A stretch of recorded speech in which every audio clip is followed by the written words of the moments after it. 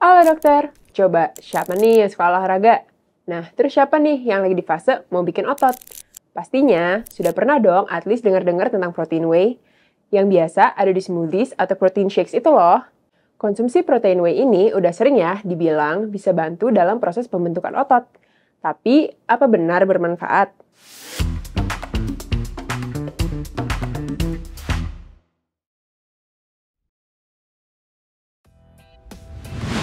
Ya, secara teori, protein whey itu dapat meningkatkan massa otot dan juga metabolisme karbo, sehingga menaikkan performa fisik saat berolahraga dan latihan fisik. Cuma, bukti klinisnya sayangnya masih kurang nih. Protein whey ini juga dibilang punya efek antioksidan, walau sebenarnya nggak sesignifikan itu. Protein whey juga dibilang dapat bermanfaat terhadap resistansi insulin akibat suka makan makanan berlemak. Cuma, studinya ini baru pada tikus aja, belum diteliti pada manusia.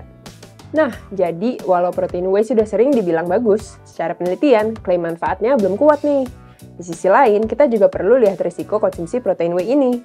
Sebelum kita bahas risiko konsumsi protein whey, dokter udah tahu belum soal e-course Alomedica? Di website Alomedica tersedia nih e-course untuk berbagai bidang, yang narasumbernya nggak perlu dokter ragukan lagi.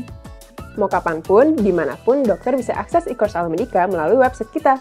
Udah gitu, sekarang e-course kita ber-SKP Kemkes loh. Yuk ikuti e-course Alomedica sekarang! Yang pertama, risiko terhadap ginjal. Konsumsi protein whey jangka pendek itu dibilang dapat menaikkan kadar urea plasma dan volume urin. Udah gitu, konsumsi protein whey ini juga menurunkan pH urin dan sitrat urin. Nah, dokter perlu ingat kalau penurunan pH urin dengan hipositraturia dan hiperkalsemi itu faktor risiko terjadinya batu ginjal. Kedua, risiko terhadap hati. Nah, sebenarnya hasil studi yang ada tuh masih bervariasi. Ada yang bilang protein whey ini bagus buat hati, ada juga yang enggak. Ada studi yang bilang fungsi hati itu bisa menurun dengan konsumsi si protein whey ini. Tapi kita masih perlu penelitian lebih lanjut ya. Yang ketiga, bikin jerawatan. Banyak nih yang bilang kalau abis konsumsi protein whey ini jadi malah jerawatan atau jerawatannya makin parah. Tapi waktu berhenti konsumsi whey, jerawatannya hilang. Terakhir, metabolisme tulang. Saat ini hasil studinya juga masih beragam ya. Ada yang bilang bisa menurunkan kepadatan tulang, ada juga yang bilang nggak ada pengaruhnya. Tapi ya dok, yang perlu kita perhatikan itu jangan sampai pasien kelebihan asupan protein. Betul sih, protein itu penting untuk menjaga massa otot.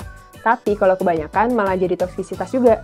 Secara garis besar, dosis 20-25 gram per hari itu udah cukup.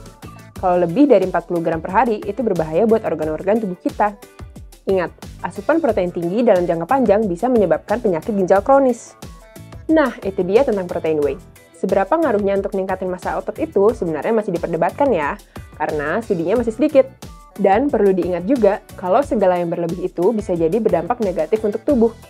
Makanya, konsumsi whey itu harus disesuaikan dengan kebutuhan masing-masing pasien ya. Like dan share video ini ke teman-teman dokter. Jangan lupa subscribe channel Alomedica dan nyalakan lonceng notifikasinya. Jadi dokter andal dalam genggaman, salam Alomedica!